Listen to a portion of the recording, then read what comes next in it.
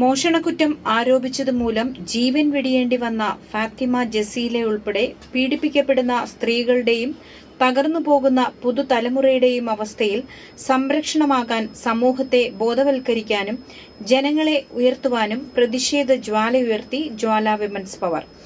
കരുതൽ അക്കാദമി ഹാളിൽ നടന്ന പ്രതിഷേധ ജ്വാലയുടെ ഉദ്ഘാടനം വനിതാ ശിശുവികസന വകുപ്പ് റിട്ടയർഡ് CDPOയും കവിയുമായ മീനാകുമാരി ഉദ്ഘാടനം ചെയ്തു. സ്ത്രീകളുടെയും കുട്ടികളുടെയും അതിജീവനത്തിന്റെയും സംരക്ഷണത്തിന്റെയും പ്രതിഷേധത്തിന്റെയും ജ്വാലയാണ് ജ്വാല വിമൻസ് പവർ ഉയർത്തുന്നതെന്ന് മീനാകുമാരി പറഞ്ഞു. സ്ത്രീകളാണ് മുന്നിൽ ഇരിക്കുന്നത് എന്ന് ഞാൻ വളരെ അഭിമാനത്തോടുകൂടി മനസ്സിലാക്കുന്നു.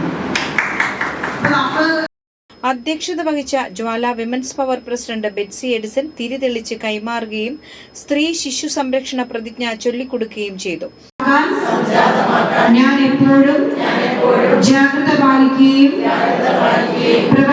യോഗത്തിൽ Jwala women's power chief adviser George Xavier വലിയ വീട്, general secretary Shanthini Prakash, joint secretary Jubaidath Beevi, vice പ്രസിഡന്റുമാരായ സോജ നടരാജൻ, ബ്രിജിത്ത് അറയ്ക്കൽ, ട്രഷറർ നാൻസി ക്യാമ്പൽ, കോർഡിനേറ്റർ സുധാ ചന്ദ്രൻ എന്നിവർ സംസാരിച്ചു.